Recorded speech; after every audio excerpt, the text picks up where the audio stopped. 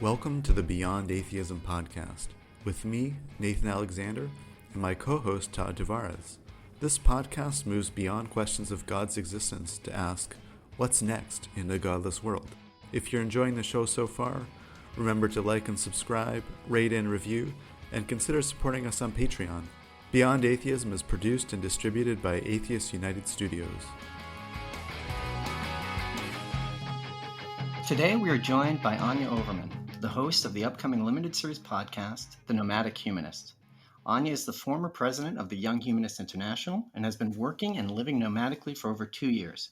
Her podcast covers the challenges of being part of the world community, the ethics of travel, and some of the considerations made when choosing a destination.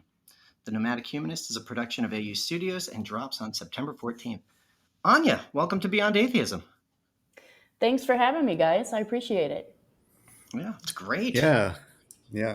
Thanks, Anya, so much for coming on. So, Anya, you are in Guatemala right now, I understand. Yeah. What are you doing there? Well, that's funny you should ask. I actually am here specifically right now because I broke my leg about 3.5 months ago, and I have a friend who lives here who made a really hard sell on me coming here to get medical treatment.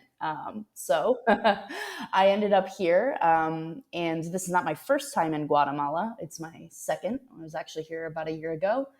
And yeah, it's a beautiful city. It's currently rainy season, so it rains about every single afternoon, but it's pretty warm and nice in the morning. It's a nice city. I enjoy it, and I've been getting taken care of really well while I've been here. I'm finally out of the boot, so I'm able to move around a little bit easier now, and I can speak highly of the medical care I've received here. So yeah, that's the short version of why I'm here. Wow. Well, wait a minute, but that buries the lead. What happened to your leg? Yeah, so back at the end of May of this year, I was in Scotland, in Edinburgh, and I was out dancing, which is not a common thing that I do anymore, but I was persuaded by peer pressure to go dancing. And I twisted my ankle, and I frequently do that, so I didn't think much of it. I just thought, oh man, I got one of my 3 or 4 annual sprains, so I better, chill out. But yeah, it turns out it was broken in 2 places, and I didn't quite process that until more than 24 hours had passed. So I was walking around on it, making it worse. So eventually I went to the hospital in Edinburgh. They x-rayed it, and they're like, yep, it's broken. And they put me in a boot, and yeah, that's how it happened. Wow. So now, this gets into something pretty crazy about when you prepare for travel, when you're traveling abroad. I guess this is one of the travel challenges, is things like healthcare. Why then do you have to go from Edinburgh to Guatemala for treatment? This is a choice you made. It is a choice I made.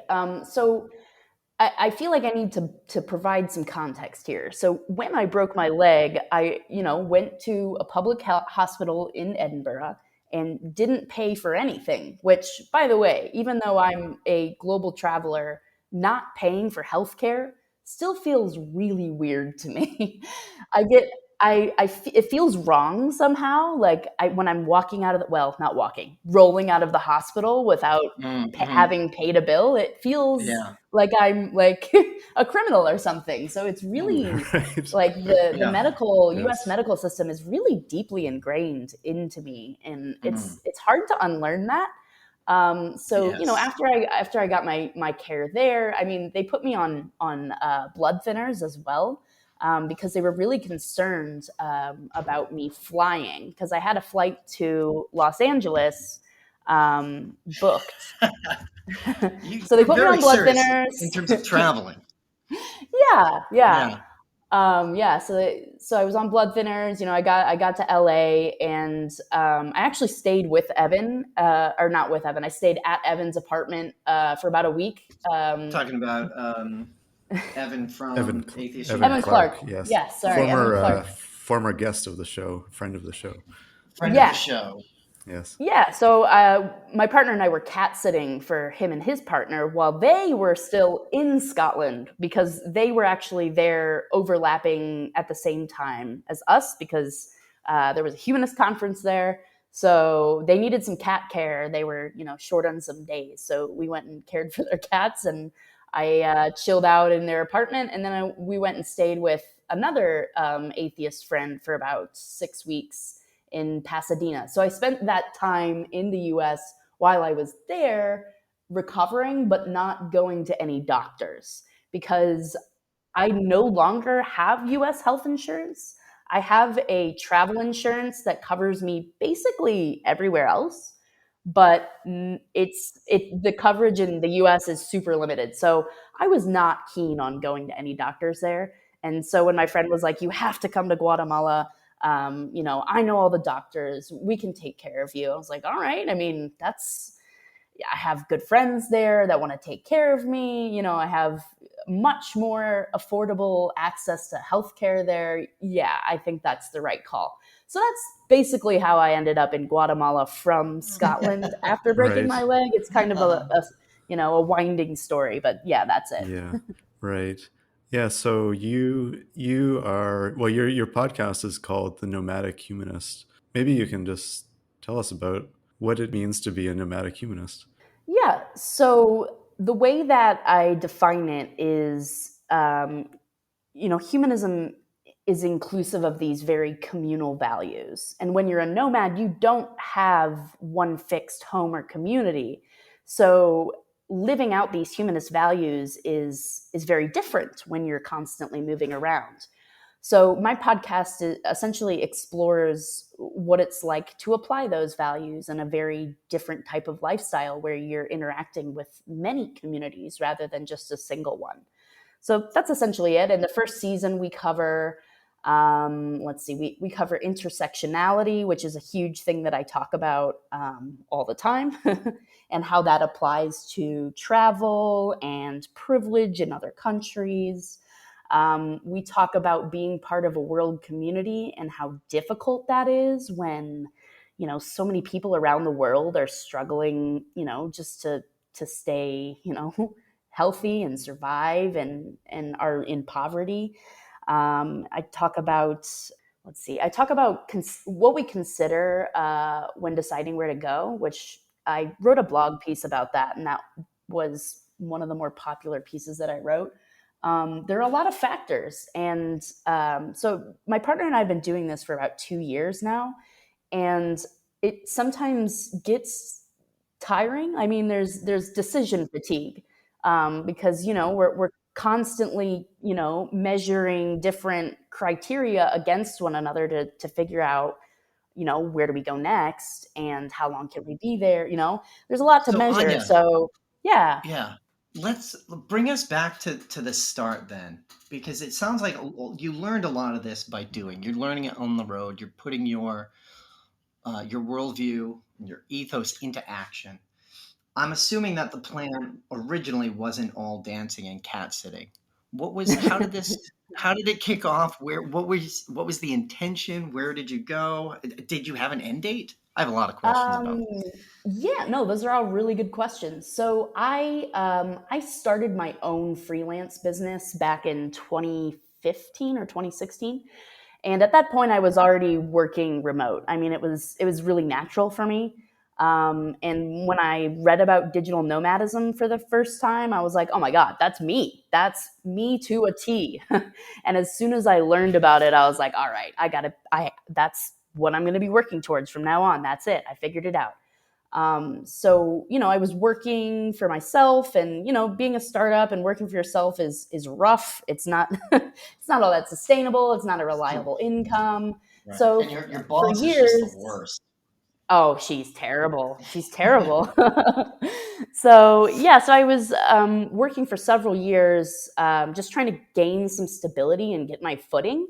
And my intention was, okay, once I really figure this out and I get my stride, then I'm gonna snip my roots and I'm out of here. And at that time, I was in St. Louis. So yeah, so that was the plan. And then 2020 rolled around, the pandemic hit, and everybody was like, travel's over. And I was like, oh my God, this is, not boding well for what Right. I'm working towards. Yeah. And then the US, well, St. Louis in particular, just got so bad with COVID. I mean, and not just COVID, but like the denial of it and just the culture of walking around not caring, it started to really get to me. And St. Louis wasn't my favorite place already. I mean, I had a lot of criticisms against it before that happened. So this was really kind of the straw that broke the camel's back for me. And around that time, I met my partner who was already a digital nomad and had just started. So it kind of made sense. And he really helped encourage me to start to move forward with the plans. And the reason that I decided to pull the trigger is because of how bad it was getting with COVID. And I was reading about other places that were faring better culturally with pandemic safety. So we started seeking out places that, one, were letting U.S. passport holders in, because at that time it was maybe a dozen countries that were letting in U.S. people, so it was pretty limited at the time. And then we were also balancing that against, COVID case counts and how long we could stay there. So we did a lot of research. We considered Mexico for a while. We considered Belize very briefly. Eventually, we settled on Croatia because at the time Croatia was open, and they had a national mask mandate, and their case count was really low at the time. So we left end of August 2020, and I sold everything in my apartment. I sold my car. I gave up the lease early, and yeah, we just kind of got out of Dodge. And yeah, it was actually the only time I've ever had a flight move up rather than back was this time, the time Of in my course. life where I needed Yeah. things to be a little bit more stable. Yeah. So we had this flight planned, and then we got a notification like during the week leading up to it, and they were like, "Hey, by the way, uh, we're going to take off 2 days earlier than you Oh, wow. expected." So Yes. I Two started days. panicking. two Right. days, Yeah. yeah. That's great. Yeah. Yeah. Wow. Wow. Yeah, so I was And panicking because that I was was like, I still have to rid of all this stuff in my apartment. right. Like, I'm not Yeah. ready. Yeah. Yeah. So yeah, so I mean, I got help, and Mm. we made it happen Uh, somehow, but it was yeah. stressful. And that was going to Croatia. Or Yeah, to okay, Croatia.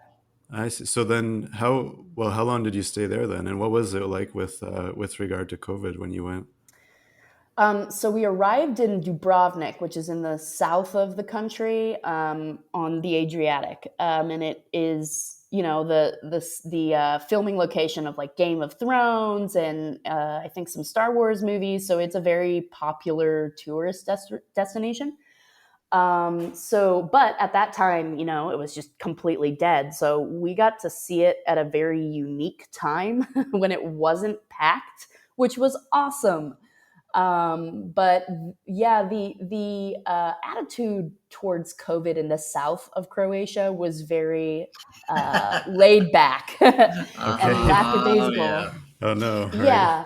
And we kind of figured out after speaking to some locals and kind of getting a beat on the situation is that, there was a lot of distrust in the government because, Croatia's a very young country.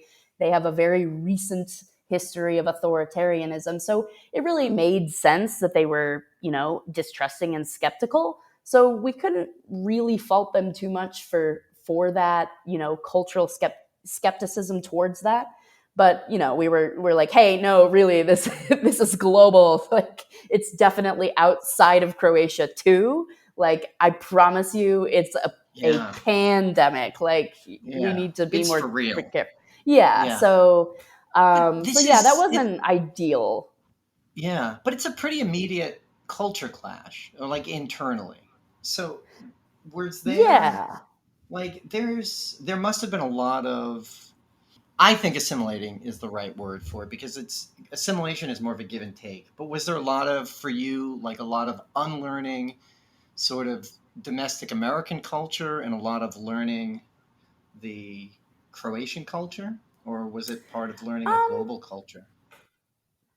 Yeah, I mean, there's always a degree of that for sure. And I always try to give pause before I, jump to a conclusion where, I'm like, oh, well, Croatians, they don't give a shit about the pandemic, like I want to give pause because I'm like, okay, well, what is that really what's happening here? Or am I just not seeing, a full situation? And frankly, when we traveled up farther north into the Istrian Peninsula, which is, closer to Slovakia and Italy, and then when we went into the capital city, Zagreb, they were a lot better about masking and they very clearly cared more. So it really was more of a regional difference. So that was for me like a really big relief because I was like, okay, it's not a nationwide thing. It's certain parts of the country are have more animosity than others. So yeah, it involves a little bit of adjustments and trying to reframe expectations. But I frankly I experience probably more of that in Latin America. Because I think, in the US, we have such a high expectation of service and experience. So when we pay for something, it better damn well be good, right? In Latin America, that's not the expectation. You just need to adjust them because it's not the same. You're not working with the same systems. Some things move slower. Tracking on like Uber Eats is not that good, so it's just like little things like that where it's like it would be very easy for any US person to go like full Karen and be really upset about that, but it's just kind of one of those, you got to reframe and okay, not everything is spectacular service and that's okay. It's you're gonna be all right. So it involves some reframing and taking some steps back sometimes. Are there customs that you've picked up? So all right, I'll tip my hand a little bit. Nathan and I met abroad. We did not meet in North America, and like I grew up wearing sneakers in the house all the time, wearing your shoes all the time. The only time you take them off is to go to bed. But now I never wear shoes in the house. Really? Like, yeah, it feels dirty to me. I just can't do it. Totally internalized a completely different cultural norm and moray. I also use a bidet, which for everybody listening, you have to do. Oh, I so agree. I so agree. Yeah, it's just horrible. But I mean, the thing is with bidets, you wouldn't wash your hands with a paper towel, right? So why would you? Right? Why you wouldn't just rub paper against your hands and say, "I guess that's clean now"? No. Yeah, exactly. No, I'm with you on the bidets, and I'm with you on the shoes too. Actually, that custom I picked up on my very first trip abroad when I was 18. My uncle, who lives in Hong Kong, he's lived there for like 25 years now. He gave a graduation present to me, which was flying me out to Hong Kong and having me live and work for him for, I think it was 3 months. And yeah, after that experience, I was like, I can't wear shoes in the house. That's blasphemous. Yeah. Right? And it was funny because my brother, he got the same gift. He's about 2 years younger than me. And after that, whenever we would be in our parents' house together, our shoes would be at the door as soon as we were in. Mm-hmm. And so it was like a weird, like the whole family adopted it after that because we just started doing it. Right. And it just became a thing that my whole family did. So yeah, it was kind of interesting. So now, okay, here's the thing. Like, okay, that happened earlier. Which way do you think this goes? Did that experience inform your humanism? Or did humanism inform your globalism? Humanism. Does that make sense? Yeah, absolutely. Humanism was the motivator because I actually grew up attending the Ethical Society of St. Louis, and for your listeners, for reference, that is a part of the American Ethical Union.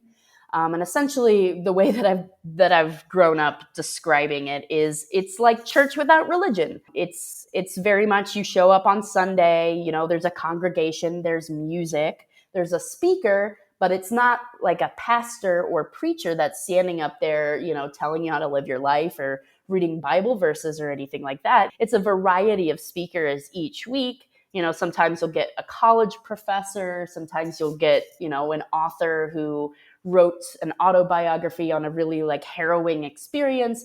It's a really wide variety of speakers, and they're really trying to bring in all these different experiences. So that's how I grew up. And so I, grew up humanist. And my favorite core value from ethical culture is about being part of a world community, which depends on the cooperation of all people for peace and justice. So that really strongly motivated me. I was really, really sold on the idea of a global community. That just made sense to me. I was like, well, if we're all humans, and this is the point, is to, uphold the dignity and worth of every human being, then it would follow that everybody in the world is a fellow citizen of mine, right? A person that I, share some sort of bond with, and not in a spiritual way, but just we're the same damn species. Like, we have a lot in common. So yeah, so that's kind of how that developed.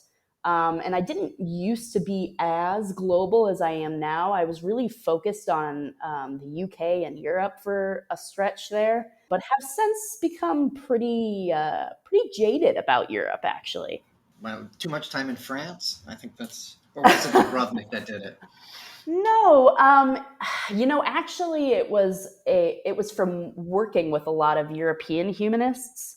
I wanted to believe that Europe is the role model for the United States in terms of progressivism. That's what I wanted to believe, and frankly, that is kind of a lot of what we get in school, and especially university, and just as young people, I feel like there's a lot of you got to go to Europe and backpack and find yourself, there's a lot of that going around. So, and with how much more, like universal healthcare and universal education, and public transport and all of that sort of public programming is really kind of idyllic. And I would love to see the US follow suit. But after spending more time in Europe and kind of spending time speaking with people who share my values, I found that there's kind of this disconnectedness of Europe from the rest of the world, and they really kind of have this very similar, Eurocentrism. It's a very similar effect, and I found that there's like a pretentiousness and well, we made it this far, so why not just stop here type of attitude. And I And don't this is much in care the for that. humanist community or in it is general? it is in the humanist community, and those are the people that are supposed to be some of the most progressive people out there, right? So I don't know if you're familiar with James Croft. He's the current leader of the Ethical Society of St. Louis. He's originally from London. Some of the things that his observations are really interesting, right? Because he has this unique view into U.S. humanism and UK humanism.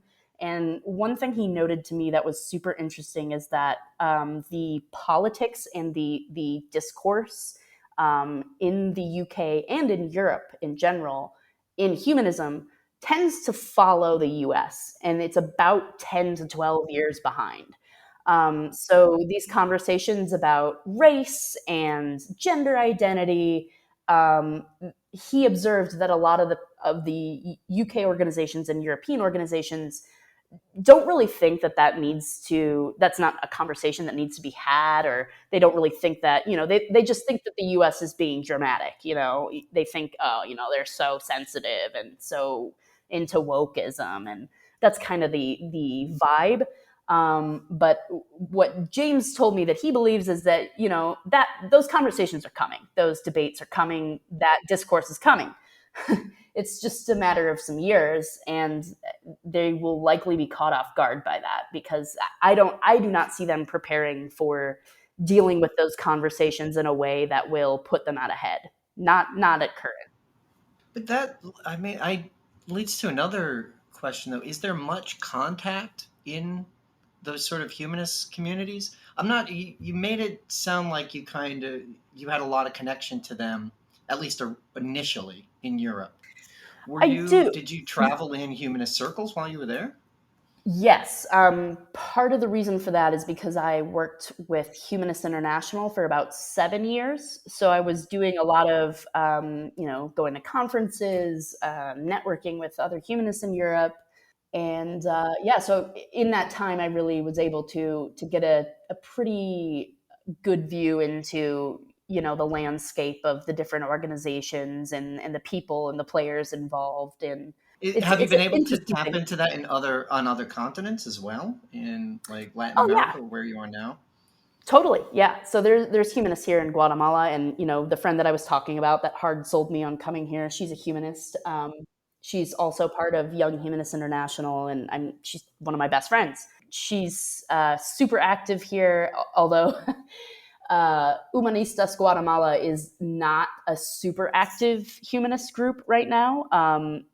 They, like many other humanist organizations in developing countries, and I'm putting that in quotes because I hate that term, but other countries like that are struggling with this. There's a lot of bureaucracy that goes into being able to establish these groups. Each country has their different rules, and they make it harder for non-religious people depending on what country you're in. And Guatemala is a very, very religious nation. Historically very Catholic, but as of late has actually the tides have turned, and evangelicals are absolutely dominant here. So it's difficult. It's really difficult for them. So it's a different kind of conversation around humanism and atheism in these countries, that are really heavily Catholic. And I've connected with humanists in Colombia and one in Mexico. And when I've traveled, I've been to New Zealand and Australia for some conferences. I connected with some there. And I mean, the Philippines is one of the most active humanist organizations. They have very active humanist organizations there. And yeah, impressively so. I mean, they do the heck out of some charity. Hmm. It's really impressive. Interesting. Yeah. So, yeah, what do you think? What do you think is lacking, like in European or American humanist organizations? Well, so there's a lot of holding on to these new atheist idols and ideals that I think are really kind of holding us back. I actually just published a piece on Only Sky yesterday, titled "I Don't Want to Be Your Friend Just Because You're an Atheist." And essentially, that article is about, you know, being an atheist just means you don't believe in God. That's it. It doesn't have anything to do with your values. It doesn't tell me if you, understand the complexity of gender identity and respect someone's pronouns. It doesn't tell me if you are committed to anti racism or are a feminist. And it doesn't tell me if you have any opinion towards unfettered capitalism. So there's a lot of assumptions, I think, in the atheist community that if you made it to the atheist identity, then you're a good person. And that's just not necessarily true. And so we hold on to that notion, and then we end up revering these prominent figures who really don't deserve to be revered. And when people, young people especially, see this, it's really discouraging. Because why would I join a humanist or atheist organization that praises someone like Richard Dawkins, who, has been pretty bigoted in the past and hasn't really apologized very well for it? So that's really discouraging to young people. And I think that these humanist organizations and atheist organizations aren't really thinking ahead in terms of, okay, who's going to pick up the torch when we're done? We need people in the pipeline to take over the movement generation by generation. And if you're not getting new people, if you're not getting young people, I mean, you're going to be hard pressed to survive the next 3 decades. So I think there's a lot of tokenism that goes on as well. So saying like, hey, look, we have a young person here. Look at them. They're active. That means we attract young people. And a lot of that time, and by the way, I've been that young person way more Yeah. times than I can count. Yes, I'm yes, right. frequently that person Yeah, they point to, like, look, we got one. yeah, yes, So yeah, yeah, and when that happens, it's like, I'm not here because I feel compelled as a young person. I'm here because I want to make it more attractive for young people. It's not that I feel a like really compelling sense of belonging. It's that I'd like more people to belong. So that's what I feel like my role is in the movement. And, I don't know how sustainable that is.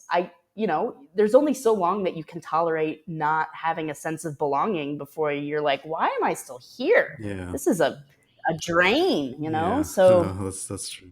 yeah, so that's what I think what both US and European orgs are really missing right now. Hmm. And is this something where would this be addressed? I don't really know anything about the Humanist International structure, but is this something that it's the local organizations, or it's national organizations, or it's international in how I it think be addressed? it's so pervasive that it's everywhere. I mean, it wouldn't be addressed by any single, level of engagement. It would have to be this very sweeping change. But I think a good place to start would be to stop platforming these really problematic atheists that really have it's very well documented, how problematic a lot of these prominent figures are, and they continue to make money and profit and have their words platform. So a good place to start would be finding people that are much better candidates for being the face of the movement and platforming them instead. And in the article I just wrote, I listed like 5 people that would be way better right off the top of my head. And Sikivu Hutchinson, Nadia Dutchin, Hemet Mehta. Which um, who's your fave and why? who's my Pump some fave and tires. why? Oh my Yeah, gosh, who's that's your so number one on hard. that? Ah, I don't know. And it's really hard because each one brings something different to the table. And that's really what I'm trying to get at, is that we don't want a, unified one person embodies the whole thing. We want this like, kind of kitchen table collective of really, varying perspectives that come to the table and allow us to see from a a higher view.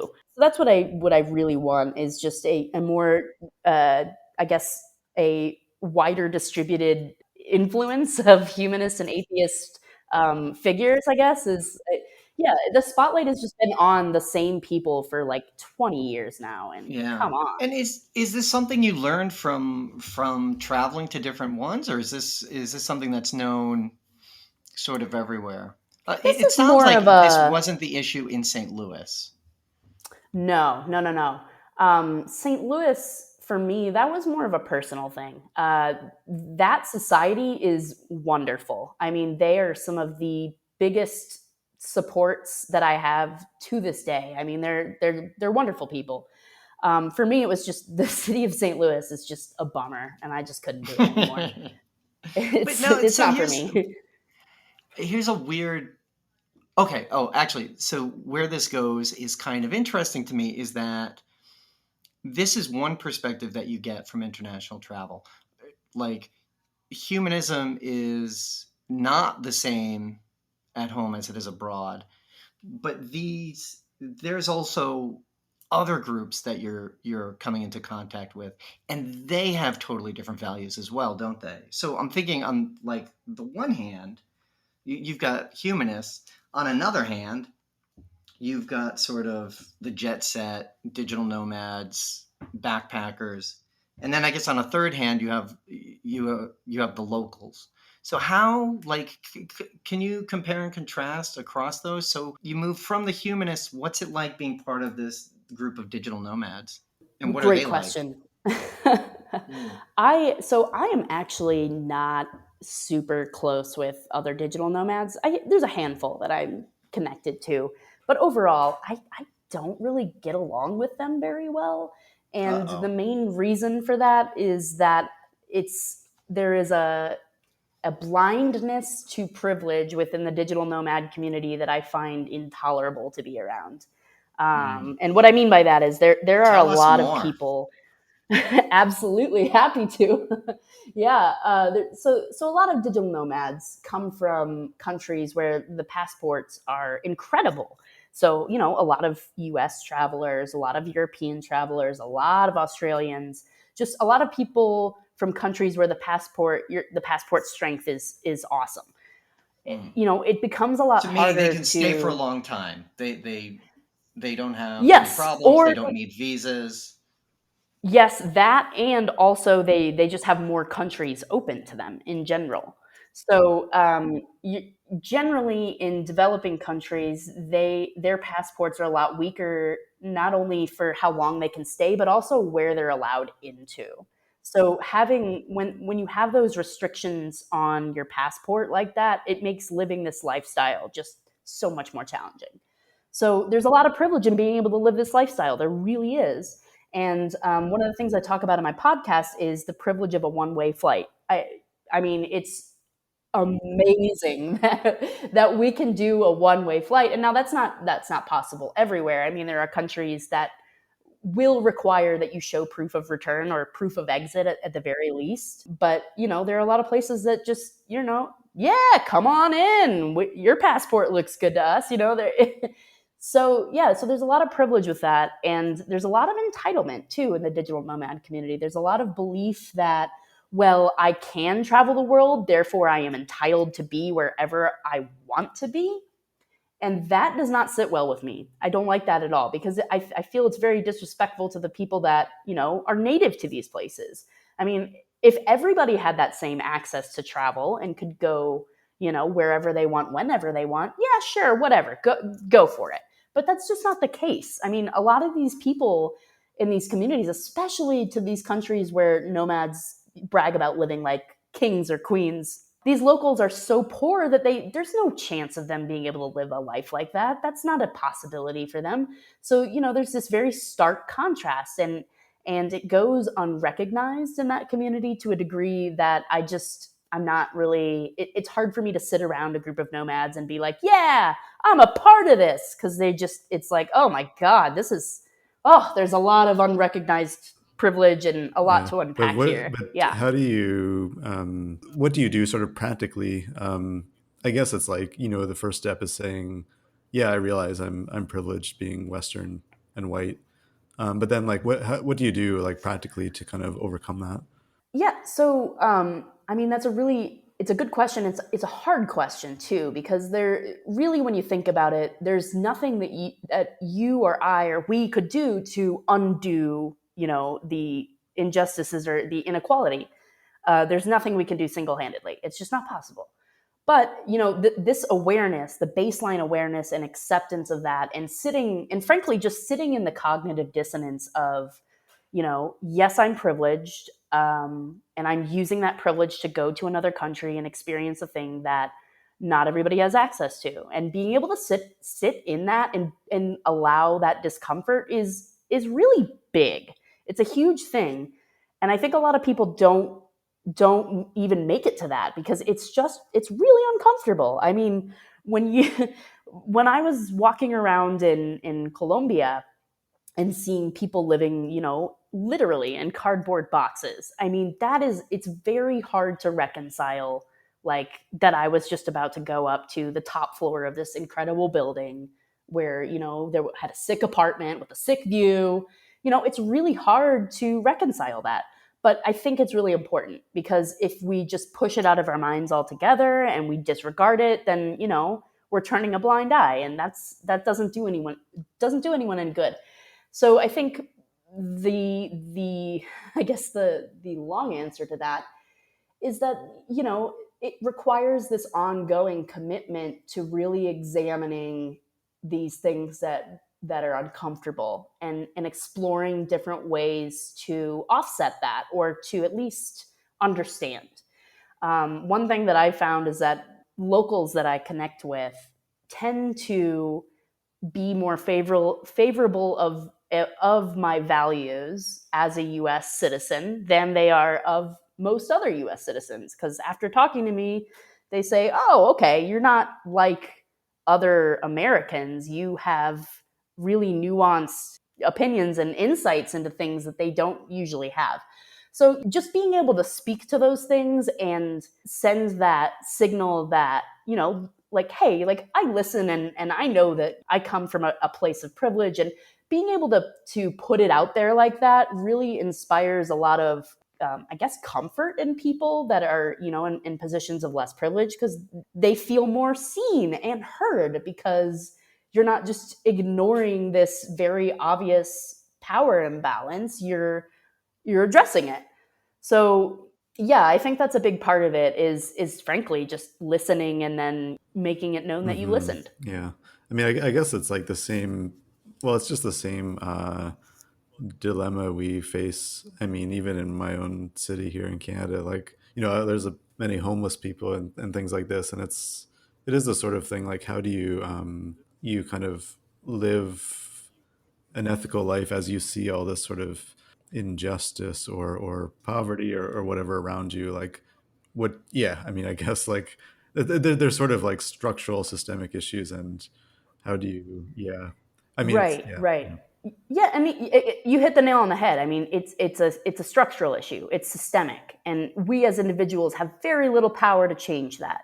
But if we are talking about it more, there's a way better chance that that we could change those things, and that we could create this critical mass that's educated on these issues that could make a change. So I feel strongly about bringing this up, especially as a privileged traveler. I have access to these experiences that a lot of other people don't have, and educating people that hold similar levels of privilege to me, I think is a good step in the right direction of trying to mitigate the lack of understanding that surrounds that. I mean, are the living standards that different between locals and digital nomads? I mean, are the accommodations completely different? Are they shopping in different places? Well, so it Is really there like almost like a depends. separate economy? Yes, absolutely, especially in the, nations that have been pillaged by, richer nations. There is a huge difference. The tourism experience. I mean, just the Airbnbs that they rent out to tourists look different than stuff that locals generally rent out. So and part of that is there a currency thing. So in Guatemala, things are pretty cheap for us coming from the U.S. And in Colombia, even more so. I mean, that's one of the 10 worst currency values in the world. So going there is like, wow, I can really, Everything's Yeah, get on a lot of sale. value. Right, Yeah, yeah, exactly. right. So, and that's Yeah. another part of it too, is really being cognizant of that, and not trying to, and that's another thing too, is that I didn't want to brag about how right, cheap I got my medical care for, yes. because it's not a good look, Well, right? It's like, hey, by the way, medical yeah, tourism, and yeah, like I took advantage of a system where people struggle, so it's not a great look, but it's worth mentioning in the context of healthcare. Like, wow, look, my experience was easier than if I were to do it in the States. So Yeah, yeah. and Anya, one of the crazy things about that is, and it's such a bad reflection on the U.S. because it's not just there. There are places all over the world where there's like a pipeline of medical treatment, Mm-hmm. of like Yeah. going to Vietnam to get dentistry work done, really weird stuff like that. And that's, I mean, for the U.S., which boasts about being the richest and having the best healthcare system, to have people have to go to lesser developed countries. I mean, that tells you what the state of the U.S. system really is for a lot of Yeah. people, Yeah. which is I right. was just talking to my partner right before this about how I had read a headline about how Tijuana is seeing this huge influx of women from the US seeking out abortions, because there's apparently this clinic, or maybe multiple clinics in Tijuana, that are willing to do it, and it's affordable.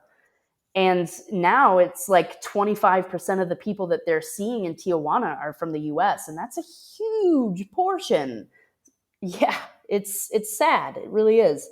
And it speaks to another thing about local sort of varieties of religion. And I'm curious as if you have any insight on this. One of the things we've learned doing the podcast is that North American atheists typically, and in general and very broadly, when we talk about what's wrong with religion, we're talking about the local varieties of Christianity, basically what we were raised with, which I'm Right. guessing is a little different for you. You've always had this sort of outsider. Have you always had an outsider perspective on religion? For the most part, yeah. I mean, my parents were both atheists. They didn't really see a need to educate us on religion until I was about 5, and then they found out that I didn't know what the cross was, and they were like, "All right, it's probably And time. we It have doesn't to, need to be, yeah. yeah, it We're doesn't trying need to to be an avoid it, but we can't. indoctrination." Yeah. Yeah, so that's when they found the Ethical Society. It's because they offered Sunday programming for kids, and a lot of it was around ethics and morality and learning about different religions, but not indoctrinating with them. So that was a huge part of my upbringing. Was I got a pretty nice comprehensive view into religion, one that most U.S. kids don't have.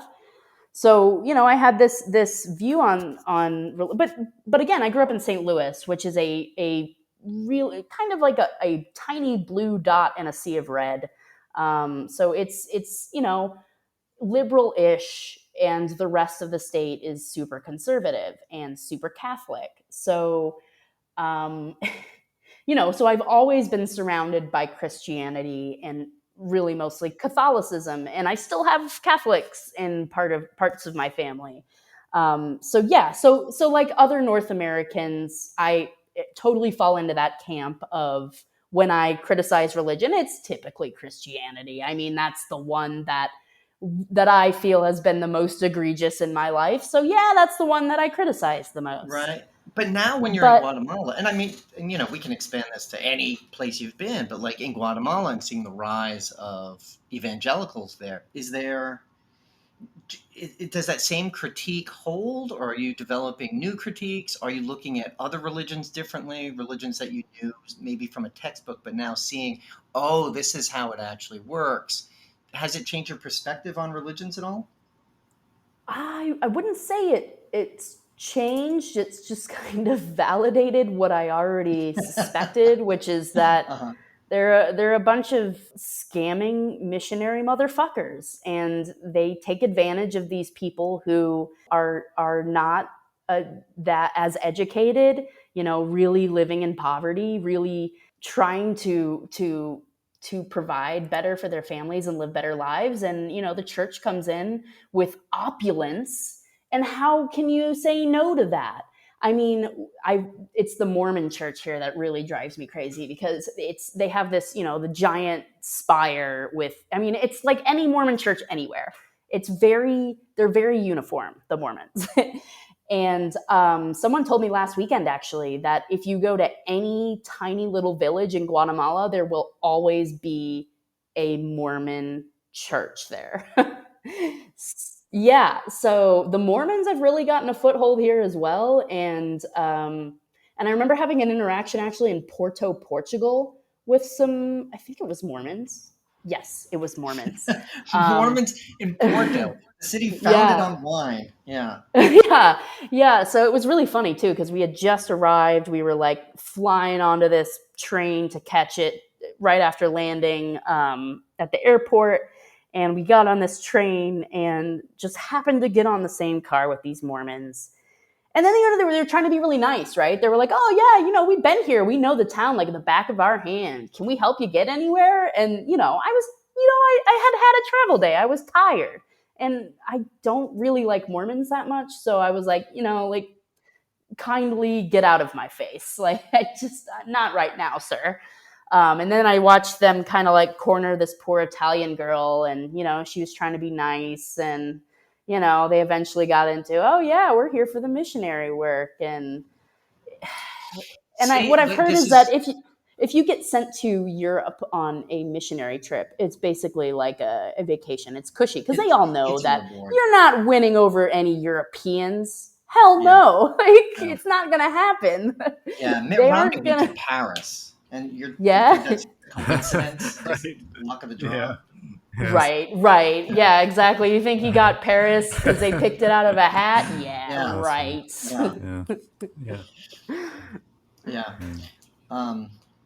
One of the things with that, a bit of an aside is that for everybody listening, one of the reasons that's done, they don't actually grow the Mormon church through missions. Most of what it teaches them is that everybody hates you, and you're only ever going to be accepted by other Mormons. So it's just go have doors slammed in your face for 6 months to a year. And then when you come back, you're going to realize that we're the only people who are ever going to take you seriously. So I always go out of my way to be incredibly nice to them, as nice as I can be, because that's a terrible, terrible system of training people to isolate themselves. That's a good reason to be nice to them. I hadn't thought about it that way before. But it would be essentially reinforcing the Mormon belief, right? To be mean to them. Absolutely. So, yeah, you're never going to reach these people. They're never going to hear it. They don't even want to listen to you. Yeah, it's a great way to build an in-group, out-group dynamic. But it's also, Anya, what I like about this is you've broadened your horizons and you've learned how terrible other religions can be. Yes. That's fascinating.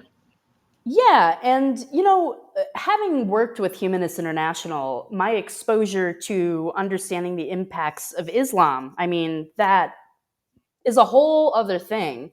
And I think there's often this Western secular, I guess, trepidation to criticize Islam because they don't want to get into, offending culture or anything like that. But frankly, Islam is incredibly oppressive, and the most casework for Humanists International comes out of the Middle East and North Africa. They are under threat of death a lot of the time. It is just genuinely not safe to be a non-believer in that part of the world. And I think there's just a lot of Western secular people are afraid to kind of touch on that a lot of the time. And then some people, don't have any fear at all doing that, and will write a book about how how messed up the religion is, and then upset people. So I don't know. It's an interesting thing, and I think there's a lot to compare between Islam and Christianity. But when you get down to it, they're doing the same thing, right? One might be more terrifyingly oppressive than the other, and more intertwined and in bed with the state. But they're doing the same thing. So yeah, I think they deserve their share of criticism as well, for sure. Absolutely. Well then, should we move on to can a true nomadic humanist? Ooh, yeah, I like it. Yeah, this is the lightning round, Anya. Okay. All right, Nathan, I can't explain these rules. I tried every week. Usually we ask, can a true atheist do such and such? Can a true atheist say, oh my God, for example? For you, Anya, we're going to change it to, can a true nomadic humanist? So we have some questions for you on that subject. Just a short answer, yes or no, and then you can give a little brief explanation. So, can a true nomadic humanist travel by plane? Ooh. Oh, that one's so hard. Okay. I'm gonna go with yes, and the reason why is because if you're conscious of carbon emissions from airplanes and you are doing something to offset those emissions, that is better than nothing, and your travel will never compare to Taylor Swift's jet fuel consumption. Yeah. So Good point. Got to keep it in perspective. Okay, so maybe not travel by private jet. Yeah, no, I would advise against that. Okay. All right, how about this? Can a true nomadic humanist refuse to use a squat toilet? I mean, yeah, I would say so. I'd say, I'd push back on it. I'd push back on why a true nomadic humanist would decide to not use a squat toilet. But, if there's some sort of health concern, then I would yield to that. Have you been in that predicament? Have you ever faced that? I Squat have. toilets, for listening, they're usually, it's almost like a Right. urinal that's built into the floor, facing up. It's just a hole in the floor. You put your feet on the side, and you don't sit. Yeah, and I've And been it's been okay? camping, so yeah, Oh, it's yeah. it's whatever. If you're cool with pooping in the Right. woods, I Yes. mean, a squat toilet's gonna be Yes. fine. Right. Okay. Can a true nomadic humanist visit churches, temples, or other holy sites in their travels? Oh, for sure. Yeah, and I would recommend it. I mean, having those experiences helps build your knowledge of religion, and really helps build a context and a base of understanding. Wow, Right. these people have a Yes. lot of money and Yeah. a lot of history. So I think that's really important to kind of to stand in a church and absorb that fact. Is when you're looking up at an enormous steeple with beautiful stained glass windows. I mean, what can you say but Yeah. holy Yeah. shit, they've got money. Yeah. Now, are you okay following the rules there and being quiet and respectful? Do you? Yeah, I figure, if I go into their space, that's on me. I can keep my mouth shut for the amount of time that I'm in there. Although there was one time that I went and visited the Vatican, and they have a pretty strict rule about not being able to go in there without sleeves on. And Mm. I was there in like Yeah. August or Yeah. July, and it was really hot. So I was like, oh, come on. Like, I don't have sleeves. Give me a break. So my boyfriend at the time, just this was really silly, but he put his hands on top of my shoulders as like makeshift sleeves. And for some reason, we Right. got away with that. Wow, Right. the Yeah. Vatican of all Yeah. places. Yeah, Oh my I goodness. know. Okay, next one. Can a true nomadic humanist live in a country where you don't speak the language? Yes. How does that And work out? well, a lot of just trying every day. I mean, it's hard. It's hard being in a place where you don't speak the dominant native language. Um, you know, there's actually not this season, but the next season of the Nomadic Humanist. There's going to be a whole episode on language. And the dominance of English and what that means as a native English speaker going somewhere else where English isn't dominant, and that there's often an expectation, especially of North Americans going to Mexico, that they're going to speak English to you because, well, I'm a gringo tourist, and by God, speak English to me. So I go into that. And actually, I wrote a blog piece about that not too long ago, and it's basically tips for learning language abroad. And it takes into account that imbalance of English being this really dominant language. So one of the things that I recommend in that blog is, out of respect, it's a good idea to learn like 3 words to help you communicate, cordial, pleasantness. So generally, like the local greeting, please and thank you. If that's all you get, that's something, and you can communicate that to a person, Hmm. and they can see that Hmm. you're Yeah. trying, and that's something. So yeah, I would say, and you have to learn somehow. So if you're going to learn a language, immersion is a great way to do it. Yeah. No, definitely. Can a true nomadic humanist think local food is gross? Okay. Yeah, yeah. Um, uh, Oh, okay. I'm a Oh no, what happened? vegetarian.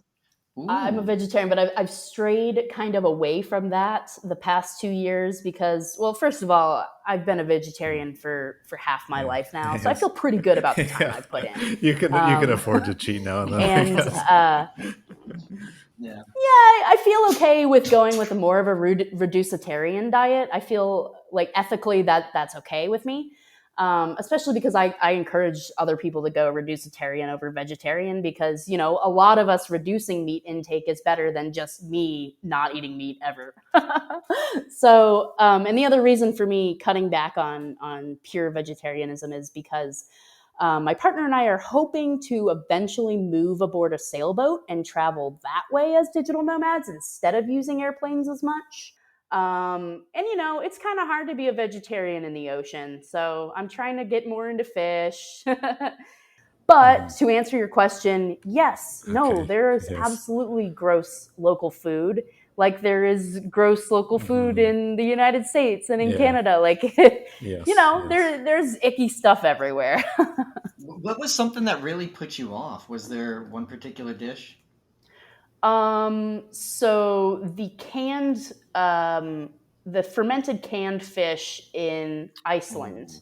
Oh, oh I yeah, didn't try it the shark stuff. because, yeah, the really stinky stuff, like the stuff Mm, that there's like a ton of videos on YouTube of mm, foreigners trying this stuff. And like, mm. as soon as they open the can, like you can almost see the stench hit them in the face. It's such a visceral reaction to the smell that you Mm. just know that that's gotta taste like shit.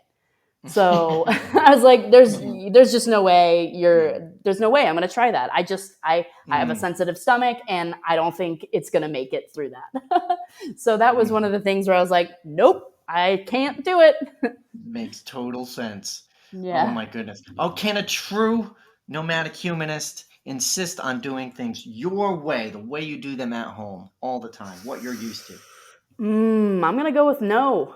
You really need to be able to adapt. And if you do insist stubbornly to do things your way, the way you always do them at home, you're going to run into some problems. It's going to make you unhappy.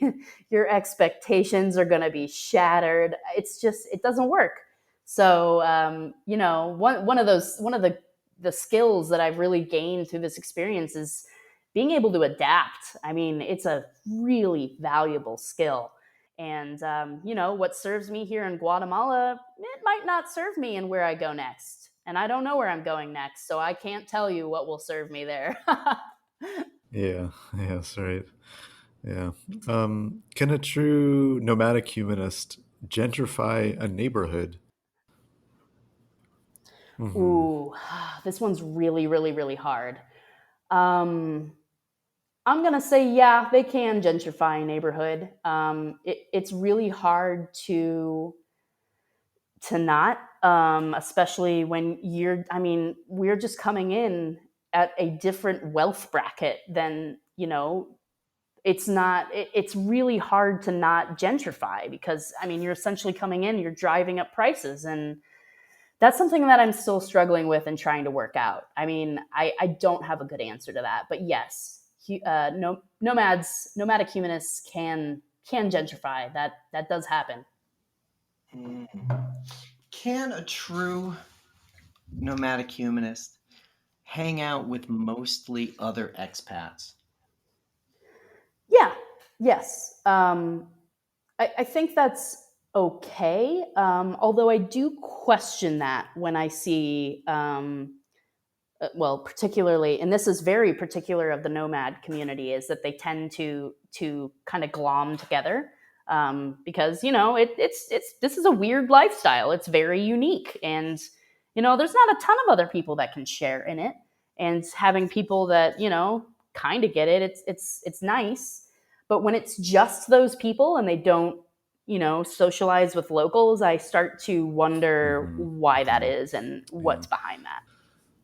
Yeah. And can a true nomadic humanist essentialize foreign people? Essentialize? Yeah. So the idea being that they are like, so Guatemalans are a certain way because they're Guatemalans and they're all like that. Oh. I guess you don't do much essentializing. Hmm. I don't. I am very cautious to not do that. I think there's always a shred of truth in every stereotype, but it's just never universal. It never is.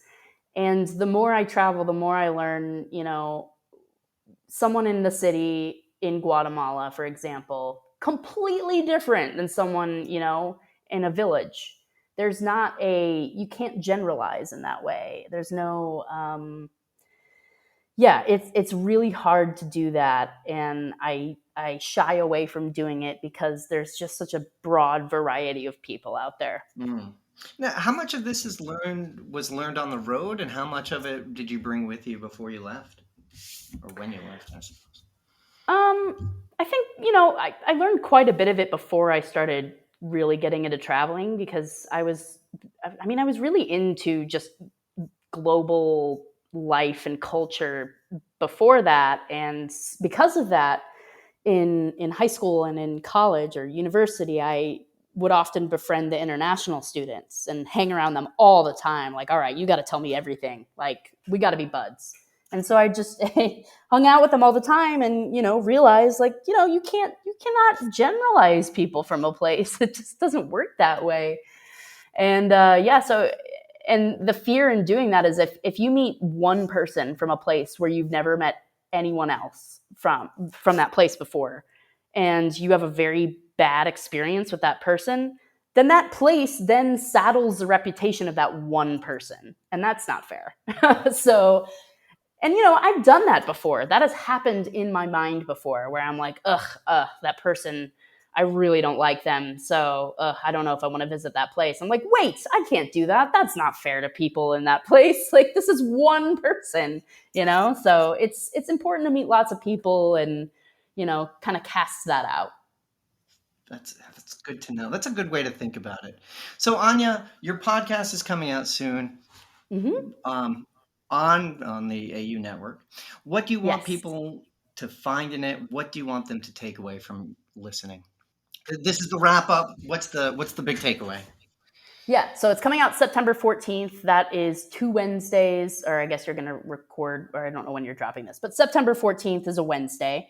The things that I want people to take away from this is that the travel lifestyle is very different, and interacting with people in this lifestyle requires a lot more intentionality. Because if you're coming at it with all of your your biases and everything that you've learned from where you grew up, then you're going to have a really hard time appreciating differences and being able to learn how to adapt, frankly. So that and really embracing the fact that we do have inequality, and not shying away from those conversations, because the more that we talk about it, the easier it's going to get. I mean, if we shun this topic of conversation, it's not going to get easier. So I really want to bring those conversations front and center, so that all of us can be more ethical travelers. Yeah. Excellent. I hope people take it to heart. Me too. Definitely. Yeah. Yeah. Thanks so much, Anya. It was really, really great talking with you. Yeah, likewise. Thanks for having me, guys. Okay, that was Anya Overmann of the Nomadic Humanist podcast. Todd, what were some of your reflections from that conversation? One thing is she seems to know what she's talking about. She's learned this through doing it, right? She's fortunate in some sense because she's raised with this humanist perspective. She becomes a world traveler. Humanism informs her travels and how she views the world. That's pretty great. And now she's turning into the podcast, which you can check out if you have questions about what it means to travel ethically, what it means to travel as a humanist. She's there to talk about it, and that's what the podcast is for, and that's friggin' great. That's fantastic. Thing is like she's also right when she says like it's tremendous privilege, right? Like to be able to do something like that. We also forget that some people who do that, it is not a tremendous privilege, right? Like lots of people have to go to other countries to get work that pays enough money to support their family in their home country. So people are doing this for all sorts of reasons. It's not just for people going that way. What does it mean if you have to go to a different country for work? What is it? How should you treat people? How should you interact with people who come to a country out of economic necessity? So that matters. And if you like, If you don't interact like that, maybe you do, maybe you don't. And if you're not planning to travel abroad, you probably live somewhere you didn't grow up. You've probably changed a community, right? Like most, I think it used to be everybody dies 25 miles from where they're born. Now that's not the case. Late stage capitalism has uprooted us, totally transplanted us to everywhere. We've got to move around. You got to chase those dollars, right? And this, I didn't know how common this is in the US. Only about a third of Florida's residents were born in Florida. Ah, right. So, Interesting. like 2/3 of the people in Florida are not Floridians. They're not born and bred. They're not raised as Floridians. They're from somewhere else. Everyone's a transplant. Everyone's in an alien culture. How do we interact? How how does a humanist background, a humanist worldview inform how we ought to interact with one another? I don't have the answers for this, but Anya's podcast on the AU Studios Network can start providing those answers. What about you, Nathan? Anything you took away from it?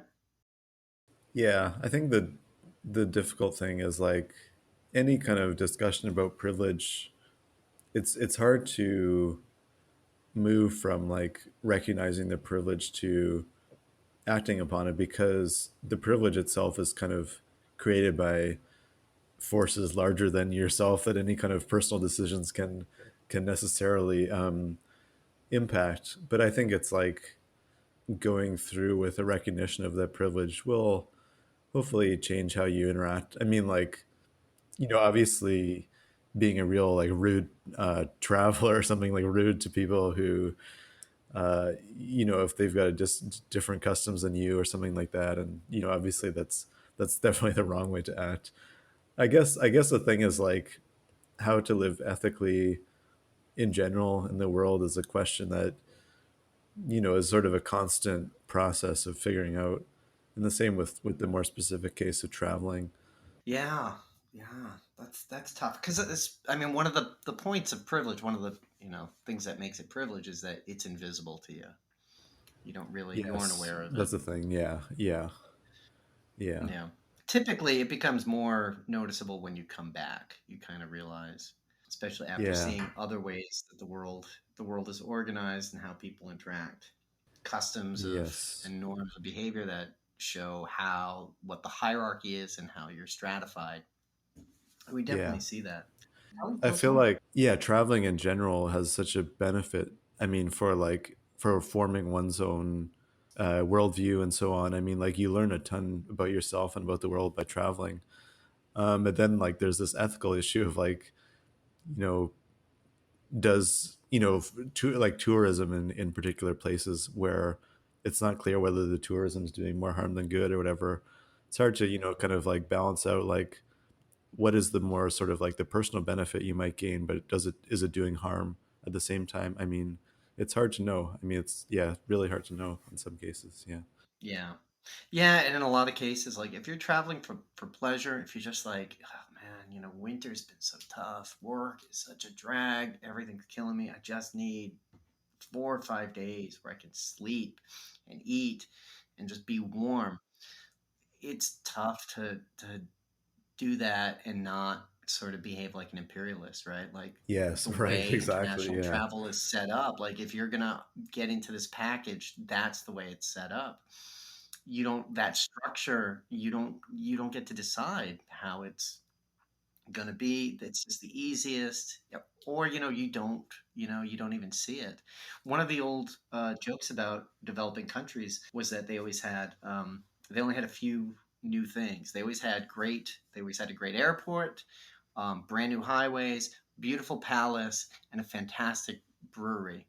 And the reason was that every time a diplomat or someone from the IMF or WTO came, they would fly into this beautiful airport and then take a limo down this beautiful highway and arrive at this beautiful government palace and then be served a fresh cold beer, and they would think like, wow, this country's really got it together. And that's how most international travel is set up, where like you arrive and you're shuttled and that's where you go. So learning to get off and learning to travel ethically is it's difficult. Yeah, and I think like I mean, there's so much to talk about. Like, even sort of things that kind of pretend to give you a more authentic experience are really themselves like just as much staged sort of thing. I mean, I'm thinking about, like, for example, like the sort of like voluntourism thing where it's like you pay whatever amount to like work at an orphanage or something, but everything is sort of, I Yeah, imagine, like carefully yeah, choreographed for you to like, right. have this fulfilling experience or something. But it's again like a commodity or whatever. So yeah, I mean, Right. it's just a Yeah. really complicated issue. But yeah, Yeah, so yeah, it's I'm tough to navigate. interested to see or to listen to what she talks about on her podcast and how she kind of makes Absolutely. sense of And I these mean, issues. because Yeah. yeah. And she's hinted at season 2, so we'll Hmm. have to have her back because we can talk more about that.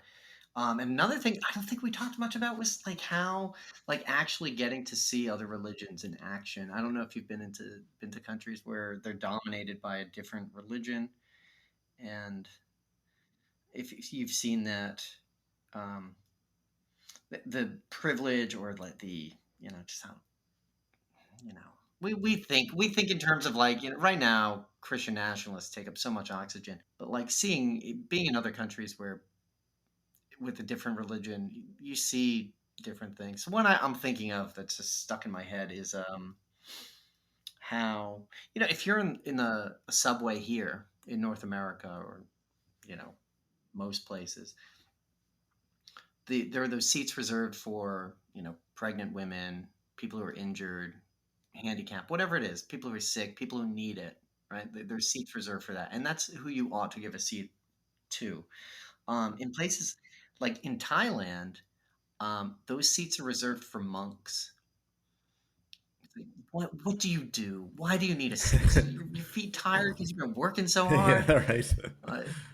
You're worn down from the your orange robes. Is that what's doing this? That's why you need a seat on the subway. So like it's just it's one of those things that it's not just that it scratches the surface. It gives you an insight into how other countries operate and what their priorities are and why some people in other countries are privileged and what that looks like, what religious domination in other contexts looks like.